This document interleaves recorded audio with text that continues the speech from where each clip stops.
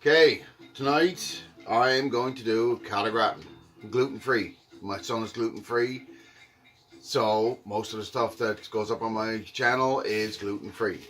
So I've got cod right here, I've got some salt and pepper, and some onions, and a little bit of water.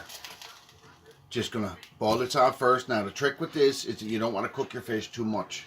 Usually here, from what I end up doing, is I cook out potatoes. Small chunk potatoes, it stretches your fish out more. This here is a quick 20-minute menu. It's easy, simple to do. There's not much work involved. Peel up your potatoes, cook them all off, and you just want them to the point that they're just cooked. Because by the time this hot liquid goes back into it, we're going to strain out the fish. Once the fish is strained off, then we're going to take the actual stock from this, which is the actual juice, fish juice. I'm going to season that up. I'm going to thicken it up, and then I'm going to add cheese into this, so I'm going to make cheese sauce. The trick with this is that if you're looking for a lot of cod gratin, then you just only got to put the water, just cover your fish. Your fish got to be, I'm only going to cook this now until it's about 3/4 cooked. After that, then it's just thicken it up, and it's going to be put in on top of this, top of the potatoes.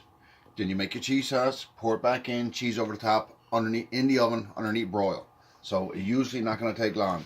And as you can tell, I got the fish in half decent sized chunks. But as I said, we're not going to cook this all the way because I like the fish so that it's going to stay a little bit on the chunky side. And all is, like I said, all is in here, salt and pepper, 1 onion, medium size. So now it's starting to, you see the actual protein is starting to come out of the fish now, so it won't take much longer. Now, I'm not really endorsing products, but I ordered this off a Wish. It's an actual diamond plate for sharpening knives, 1000 grit. They work really, really well. I've got one for home and one for at work. Like I said on my description, I'm a commercial cook by trade. I've been cooking now for almost 27 years. They work pretty good. So, back to the cod gratin. Almost. Don't take long. As soon as she starts to boil, you'll see this fish starts to turn color, turn white. Then off she comes, thicken this up. And we'll be done. Usually don't take long. I usually like the deep roasting pans because you can get more into them. Plus, then you're looking at the thickness wise. Fish usually don't take long to poach off.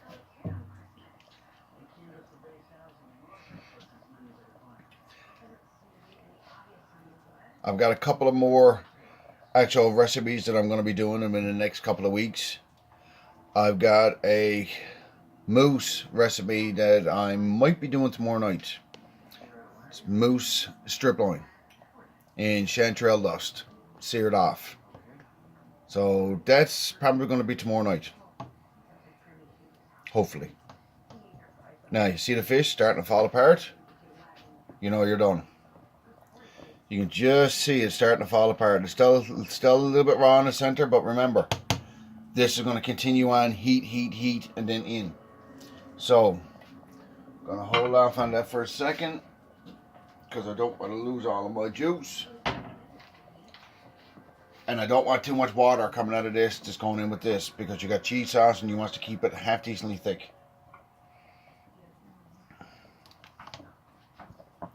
So,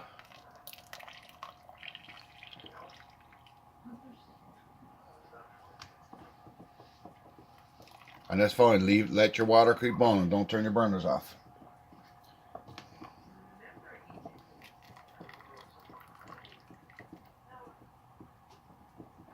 I usually add potato into it because it usually stretches out your fish.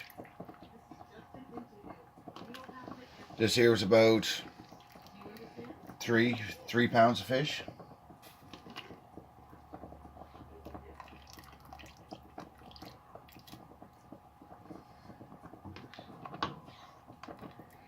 Can't forget the onions.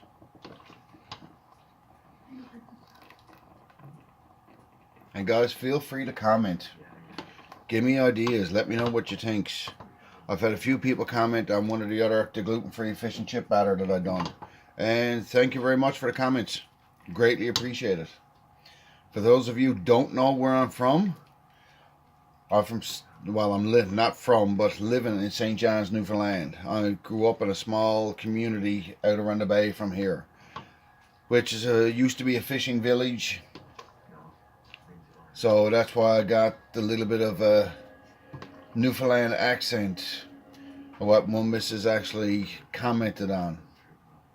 But yep, that's where I'm from. I'm a Newfoundlander. Born and raised. Now, see all the fish is in here, so it kind of brings up your volume a fair amount. Thought there was a bone in. Nope, fish. So now, your stock is starting to boil. This is roux. And I got to do it this way because you can't cook the rice flour out separately. And the rice flour I'm using is over right there.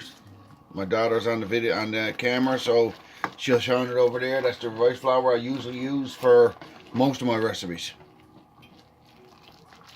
I'm not a big dessert fan, but that's another one I'm gonna end up doing later on because my son is a fanatic with apple crumble, and I got a recipe for gluten-free apple crumble that actually comes out really, really well. I've got a buddy of mine at work that's celiac, so usually I experiment with him a fair amount. As you see, it's kind of thickening up, really thick onto me, and that's the way I wanted it. Trick with this is keep it moving. Now cut your heat back down. Medium heat, medium to low.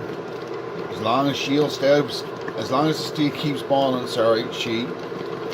Newfoundland accent. As long as it keeps boiling, it's fine. And which it is. Now I got my cheese. I like using mixed with medium and mozzarella because I find after a while you get too much mozzarella, it starts to get greasy on you. So you add in your cheese so much at a time, but you got to save some for going on the top.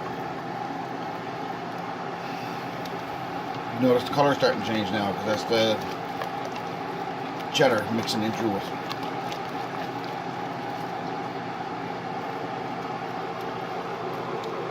Seems like it's enough turned out because you look at, and remember, you want it this thick because you still got water in your cod. You could probably do this recipe with any white fish.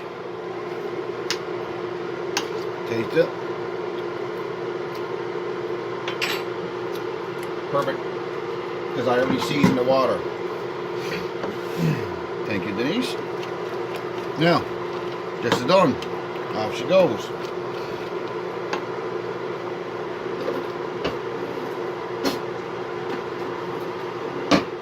With this, if you got extra cheese sauce at the end of it, don't matter, you can take it and freeze it.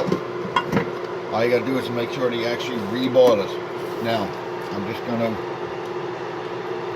put my cheese sauce over the top.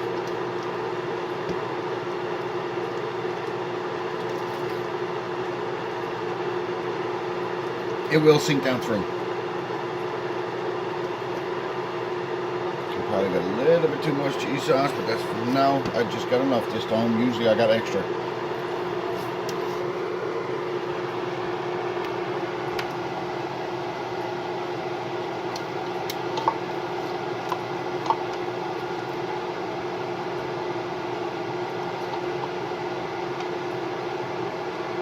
Yeah, some cheese sauce in.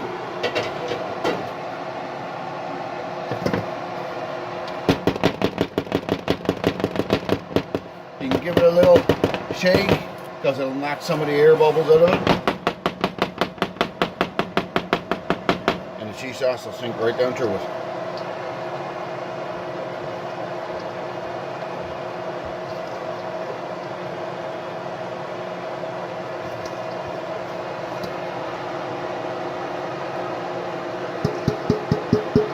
Into the last drop. So now It's easy, bud. Right in the oven. Got her on broil. Just put her in. Melt the cheese. And you're done. Finished. So, if you liked the video, hit like. Got no problem on taking comments. It might take me a couple of days by the time I get back to you, but I usually check my channel once or twice a week. So if you got any suggestions or something you're having problems with when you're dealing with gluten-free, if I got an answer for you, go ahead and ask me. No problem whatsoever. Give this here about another 5 or 6 minutes in the oven, and this here will be coming out and it'll be ready to serve. I've done a lot of things in the past with gluten-free stuff. I've done gluten-free banana bread. I've got that almost perfected. Right now it still comes out a little bit on the dry side. I'm having problems with the fat content because, as ye know that are gluten-free, the biggest thing when you're doing with baking items or other ingredients, it's hard to actually get it so that it doesn't crumble apart. The last one I've done actually came out pretty good. But I've also taken the banana bread and put it in egg wash and used as French toast. That comes out really good. So that could be another video of doing up. But apple crumble is one of the other ones that I'm definitely going to be doing because my son loves it. But when you're dealing with apple crumble, you can't use the Macintosh apples. Because if you do, it's all going to incinerate on you. It won't work. The apples, you need a hard apple. Granny Smith is one of the better ones, but me personally, I'm not a big lover of Granny Smith apples because I find with the Granny Smith they are a little bit on the dry side, so you got to add more brown sugar and a little bit more sugar to it. And I'm trying to stay away from too much sugar, but as I said, that recipe comes out really nice, so that'll probably be the next one.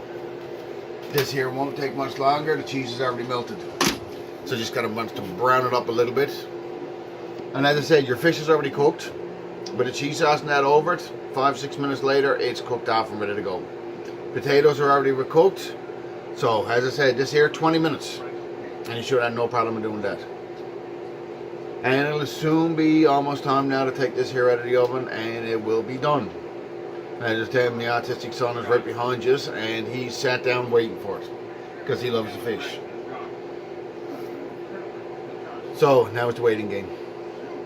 And usually that's all I serve with it, because you already got your starch into it, because you got rice flour into it, you already got potatoes into it, and you got your protein, which is your fish, and cheese sauce, which comes out really good. And as you can see, it's almost done. It's got another minute or two. I originally started putting videos up as a hobby, because my younger brother has got an actual YouTube channel as well, but he's doing a lot of woodworking stuff like that.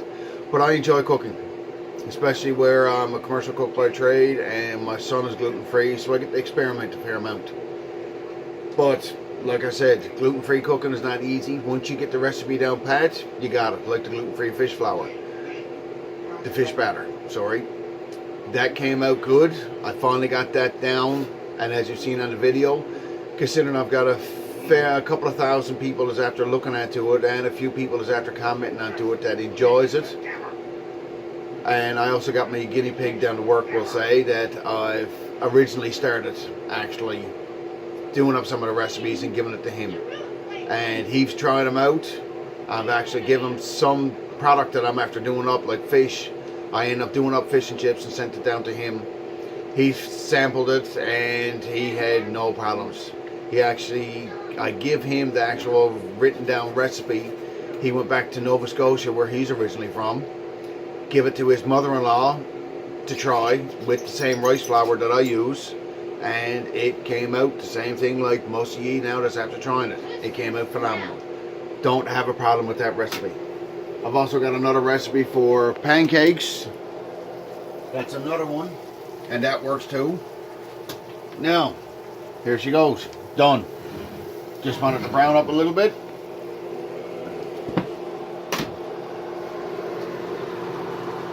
That quick. That done.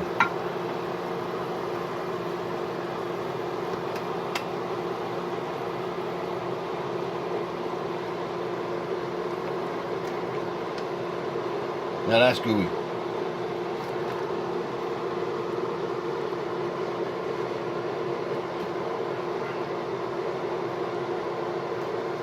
Gluten-free, and for the most part, most people that are gluten-free will tell you, try this recipe, see what it comes out like. I've had people that after trying the cattle gratin, and I'm after doing it before, I'm after people that after trying out the fish and chips, like people that knows my son is gluten-free but never thought that I would be doing gluten-free, especially with the fish and chips, and they had it. And after I told them that it was gluten-free, they didn't believe me. As I say, you can see the fish is totally cooked through. Totally cooked through.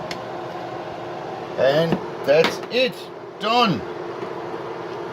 Usually I make enough till there's leftovers, because it don't take long for this to go. Like I said before, like, share, subscribe. If you enjoyed the video, let me know. Any comments, please let me know. I'm signing off. Time to eat supper. Thank you very much for watching. I hope you enjoy.